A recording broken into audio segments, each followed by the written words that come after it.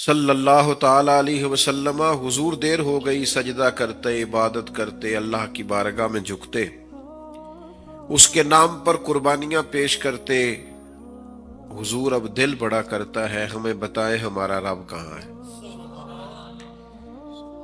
ہمارا اللہ سے ملنے کو دل کرتا ہے، اس کی زیارت کو جی چاہتا ہے، بتائے ہمارا رب کہاں ہے۔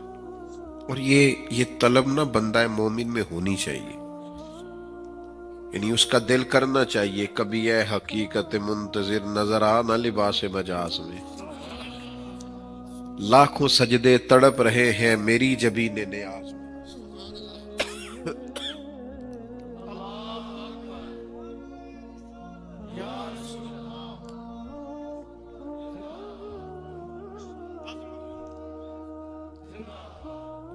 یہ طلب ہونی چاہیے۔ اقبال نے کہا نا، تیرے عشق کی انتہا چاہتا ہوں، میری سادگی دیکھ کیا چاہتا ہوں، میرا ذرا سا تو دل ہے مگر شوق اتنا، میں وہی لن ترانی سنا چاہتا ہوں۔ میرا دل کرتا ہے میں تجھے کہوں مالک میں تجھے دیکھنا چاہتا ہوں، اور تو کہے لن ترانی، تو نہیں دیکھ سکتا۔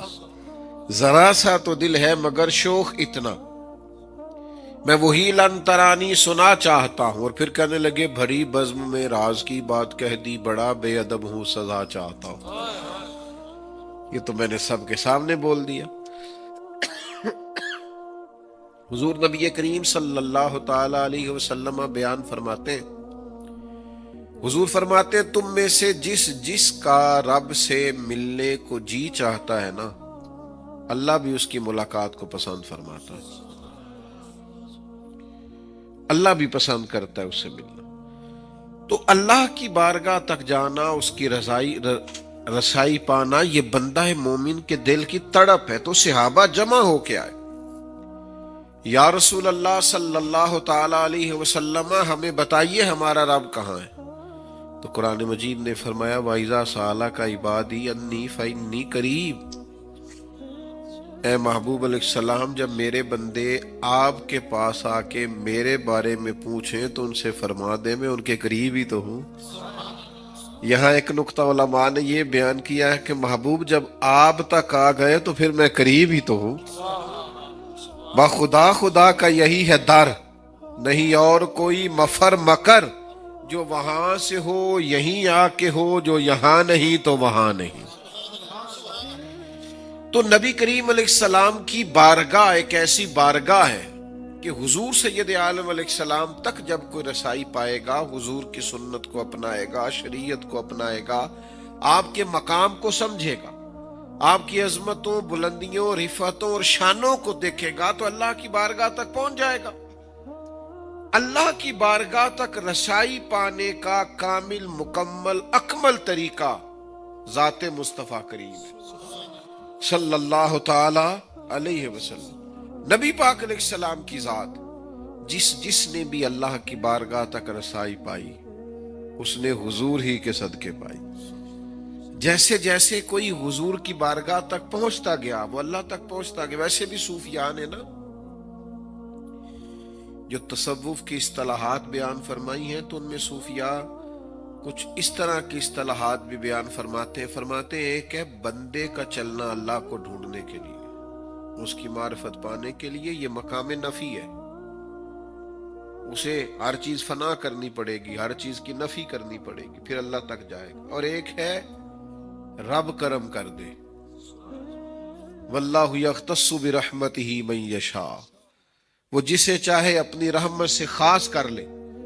فرمایا وہ جب کرم فرمائے تو پھر مقام نفی نہیں، پھر جمع ہی جمع ہے، پھر وہ خود ہی رحمت کرتا ہے، رستہ آسان کر دیتا ہے، اور بندہ اللہ تک پہنچ جاتا ہے۔ رستہ آسان، اور وہ رستہ آسان کیسے ہوگا؟ واحد ذریعہ یہ ہے کہ فتح بھی ہونی، حضور کی غلامی کرے۔ یہ سب سے آسان،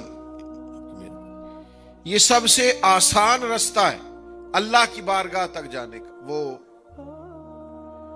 جیسے ماشاءاللہ آپ کافی لوگ چھتوں پہ موجود ہیں نا، تو ہارون رشید بھی ایک دن اپنے محل کی چھت پہ ٹہل رہا تھا، تو اچانک اس کی نظر گئی نیچے، تو اس نے دیکھا کہ حضرت بہلول دانا گزر رہے ہیں۔ بادشاہ آدمی تھا، اس نے اوپر جو سپاہی کھڑے تھے ان سے کہا کہ اس بابے کو تو اوپر بلاؤ۔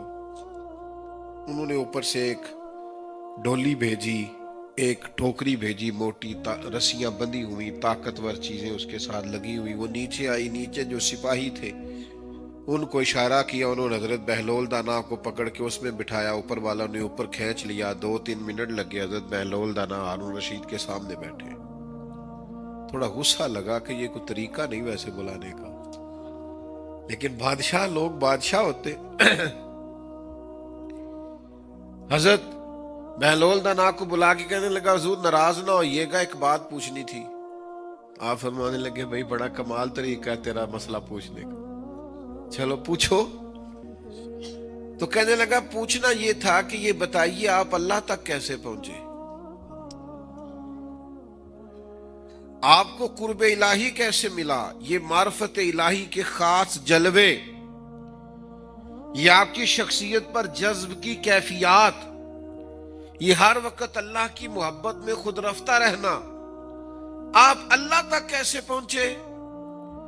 تو رب کریم کے بندے آسان باتیں کرتے، باتوں کو الجھایا نہیں کرتے، سوکھی سوکھی بات کرتے۔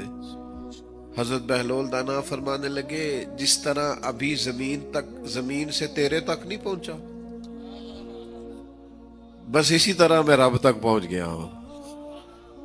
تو بادشاہ تھا، ان کے اپنے ذہن ہوتے، کہنے لگا سمجھ نہیں آئی۔ فرمایا تو بادشاہ جو ہوا، بادشاہ لوگوں کے مزاج ہوتے۔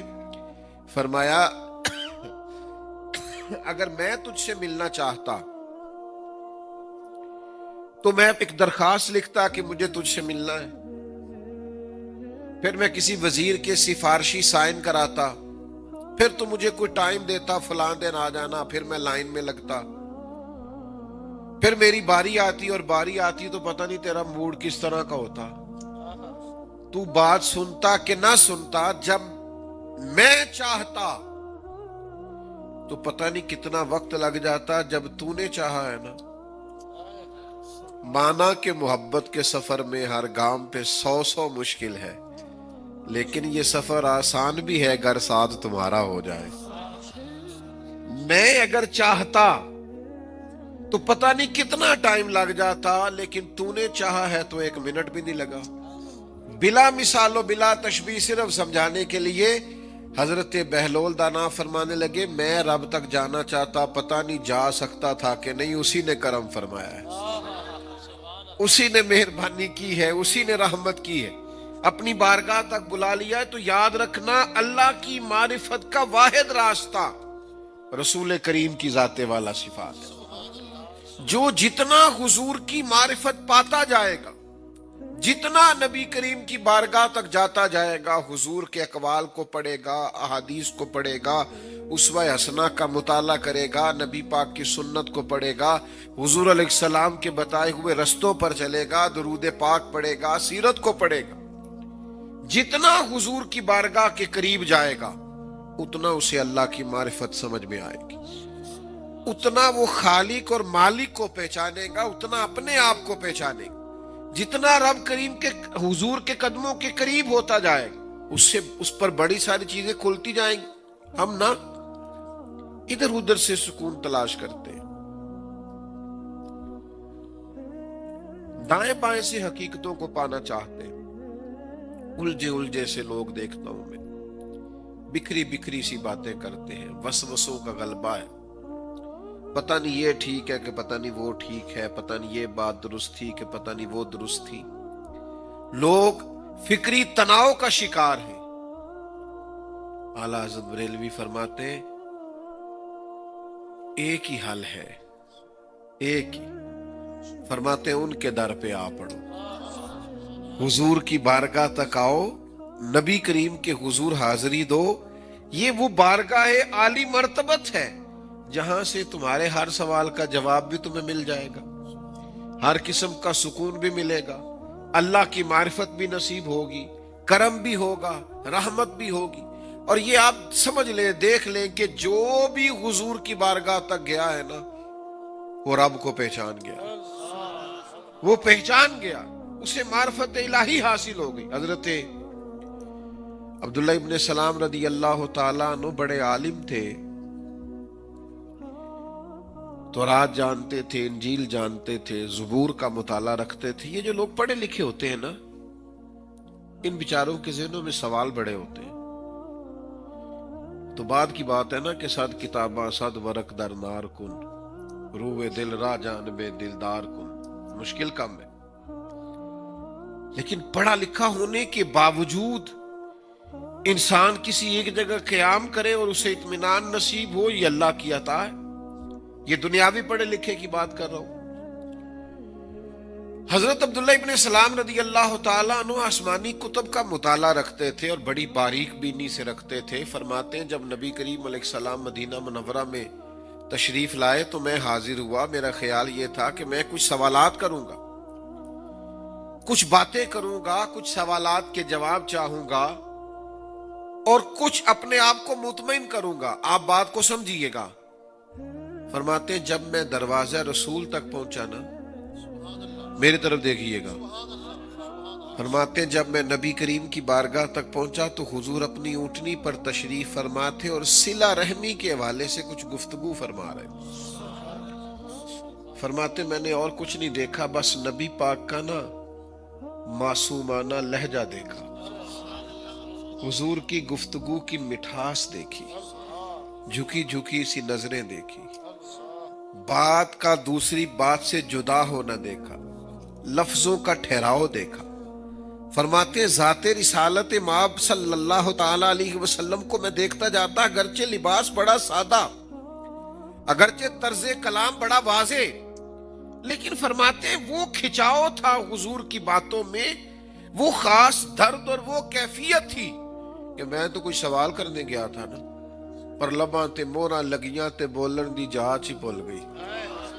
فرماتے میں تو گیا تھا سوال کرنے اور میں تو گیا تھا بات کرنے، لیکن حضور کی بات مکمل ہوئی تو میں قریب گیا، میں نے کہا یا رسول اللہ کلمہ پڑھا دے۔ میں وہاں سے واپس لوٹا، اس بات کو آپ سمجھیں، میں واپس لوٹا تو مجھ سے لوگوں نے کہا کہ آپ تو سوال جواب کرنے گئے تھے تو فوراً مسلمان ہو گئے۔ تو میں نے کہا تم نے حضور کا چہرہ نہیں دیکھا؟ اس طرح کا چہرہ معاذ اللہ کسی جھوٹے کا ہو سکتا؟ تم نے یہ انداز نہیں دیکھا؟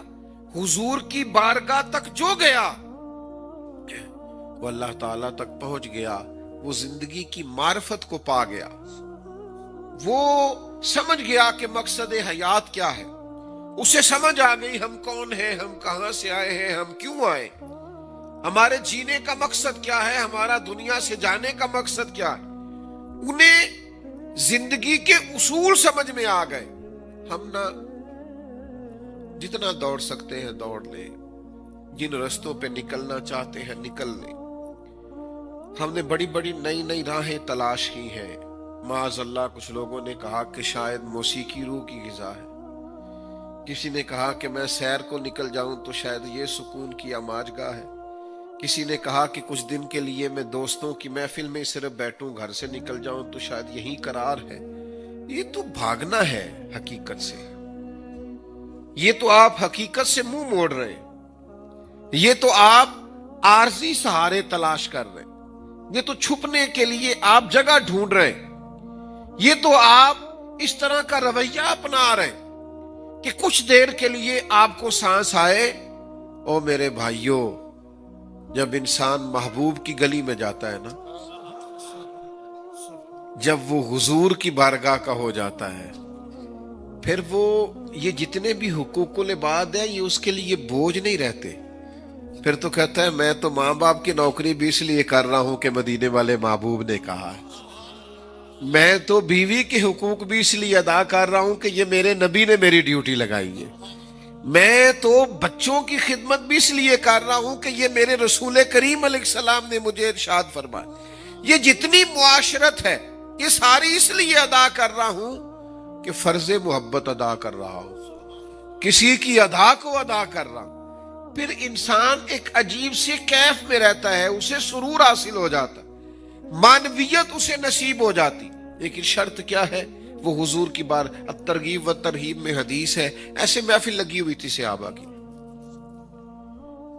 مجمع تھا، حضور بیٹھے، اللہ کے حبیب علیہ الصلوۃ والسلام کئی دفعہ ایک ایسی بات کرتے تھے کہ وہ بالکل منفرد ہوتی تھی، اس وقت اس کی توقع نہیں ہوتی تھی، وہ عنوان نہیں ہے۔ حضور نے اچانک فرمایا جس کا کوئی رشتہ دار اس سے ناراض ہے نا، وہ ہماری محفل سے اٹھ کے چلا جائے۔ ہر بندہ چاہتا ہے نا کہ اس کے رزق میں بھی برکت ہو، عمر بھی لمبی ہو، سب کی خواہش ہے نا۔ تو اللہ کے حبیب نے نسخہ بیان فرمایا۔ حضور علیہ السلام فرماتے ہیں جو چاہتا ہے عمر لمبی ہو، رزق میں برکت ہو، اپنے رشتہ داروں سے اچھا سلوک کرے۔ وظیفہ کافی مشکل جے تسی سارے کورن لگ پے ہو مینوں، حالانکہ میں نے حدیث پاک سنائی ہے، یہ مشکات میں بھی موجود ہے، بخاری مسلم میں بھی موجود ہے۔ حضرت تشریف فرمائے، میری تائید کر رہے ہیں، بھائی جو چاہتا ہے عمر میں بھی برکت ہو، رزق میں بھی برکت ہو، اپنے رشتہ داروں سے، دیکھو نا کڈا مشکل ہے، کہنا کڈا مشکل ہے، تو کرنا کتنا مشکل ہوگا، لیکن یہ کریں، اس سے بڑی برکات ہوتی، کرم ہوتا۔ تو بیٹھے بیٹھے اللہ کے حبیب علیہ السلام نے فرما دیا، یہ حضور علیہ السلام کی دی ہوئی حسن معاشرت ہے، اس پر غور کر لیں۔ فرمایا جس کا کوئی رشتہ دار ناراض ہے اٹھ کے چلا جائے۔ چپکے سے ایک صحابی اٹھے، تھوڑی دیر کے بعد واپس آ گئے۔ یہ ہے محبت رسول کے اندر گم ہونے کا نتیجہ۔ تو کسی نے پوچھا کدھر گئے تھے؟ کہنے لگے خالہ ناراض تھی، منا کے آیا ہوں۔ یہ بات کو سمجھیں، اس کو آپ نے سمجھنا ہے۔ خالہ تو پہلے بھی ناراض تھی، وہ تو پہلے سے ناراض تھی، یہ اب کیوں گئے؟ اصل میں خالہ کو نہیں منایا، مدینے والے محبوب کو منایا ہے۔ حضور نے فرمایا نا آج تو منایا کس کو ہے؟ رسول کریم صلی اللہ علیہ وسلم، یہ نبی کریم کو منایا کہ حضور نے فرمایا جس کا کوئی ناراض ہے اٹھ کے چلا جائے۔ میرے بھائی، نبی کریم علیہ السلام کی بارگاہ تک جاؤ گے تو جان نہیں چھڑاؤ گے، رشتوں سے، حقوق سے بھاگنا نہیں پڑے گا، یہ محسوس نہیں ہوگا کہ یار یہ کب تک میں نے کرنا ہے۔ جینے کا ڈھب اور سلیقہ ہے، آپ کو محسوس ہوگا کہ زندگی بڑی حسین ہے، آپ کو لگے گا کہ میں جو کر رہا ہوں یہ بڑا کرم والا معاملہ ہے۔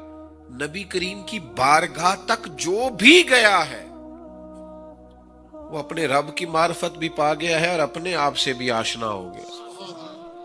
یہ زندگی کسی کام لگ گئی ہے، وہ کسی ڈیوٹی پہ لگ گیا ہے، اسے زندگی میں کچھ کرنے کا سلیقہ آ گیا۔ جب آپ بارگاہ رسول کریم علیہ السلام تک جائیں گے آپ کو آسانی محسوس ہونے لگے گی، زندگی کے سارے کام بڑے اطمینان سے ہونے لگیں گے۔ دیکھیے حاتم تائی کی بیٹی قیدی ہو کے آئی تھی اور مسلمان مجاہدین نے اس کے علاقے پر حملہ کیا تو وہ قیدیوں کے ساتھ آئی، حضور علیہ السلام نے اسے آزاد کر دیا، واپس گئی، اپنے بھائی عدی بن حاتم سے جا کے کہنے لگی جس سے میں مل کے آئی ہوں وہ بادشاہ نہیں، اللہ کے نبی ہیں صلی اللہ تعالی علیہ وسلم۔ بادشاہوں کے یہ مزاج نہیں ہوتے، ان کے یہ طریقے نہیں ہوتے۔ جن سے میں مل کے آئی ہوں نا، مل کے حضور سے گئی ہے، لیکن حضور سے ملنے کے بعد اس کے ذہن میں آ گیا یہ اللہ کے نبی ہے، تیری حیات پاک کا ہر لمحہ پیغمبر لگے۔ حضور سے مل کے گئی اور جا کے اس نے یہ اپنے بھائی سے کہا۔ تو عدی جو تھے وہ ظاہر ہے حاتم تائی نے زندگی میں بڑے بڑے بادشاہوں سے، بڑے بڑے لوگوں سے ملاقات کی تھی، تو عدی کہنے لگا کہ میں اسی طرح عورتوں کے کہنوں پہ نہیں مانتا، میں خود جاؤں گا۔ عدی آئے مسجد میں، حضور تشریف فرمائے، سادی سی مسجد، غلاموں کے بیچ آقا تشریف فرمائے، اور بڑا انفرادی سا رنگ ہے، بڑی سادگی ہے۔ عدی کہتے ہیں دل پہ چوٹ آئی، یہ بادشاہ ہوتے تو محل ہوتا، یہ بادشاہ ہوتے تو لاؤ لشکر ہوتے، ہٹو بچوں کی داستانیں ہوتی، لیکن یہ سادگی، یہ خوبصورتی، یہ وزاداری، یہ غریب پروری، یہ بندہ نوازی، دل پہ چوٹ لگی۔ لیکن میرے دل میں خیال آیا کہ مسجد تو سادی ہے، شاید گھر بڑا عالی شان ہو۔ یہ بھی ہوتا ہے، یہ بھی ہوتا ہے، ہم نے دیکھا ہے بعض جگہوں پہ لوگ اپنے ذاتی گھر تو بڑے اونچے بنا لیتے ہیں، لیکن اپنے ابا جی کا دربار بنا رہے ہوتے ہیں تو اس پہ ساری زندگی بالے ہی کھڑے رہتے ہیں۔ گو کیتی ہے تواڈے پیراں دا دربار بندا ہے، تعاون کرو۔ او بھئی تیرے بھی کچھ لگتے تھے پیر صاحب، تو بھی کچھ کر۔ یہ رویے ہم نے دیکھے ہیں، الا ماشاء اللہ۔ بھائی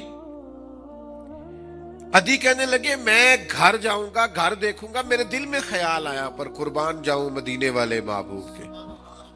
حضور فرمانے لگے چل میں تجھے گھر لے چلوں۔ کہتے میرے دل میں خیال تھا، حضور مجھے گھر لے گئے، پھر میں کاشانہ نور پہ پہنچا،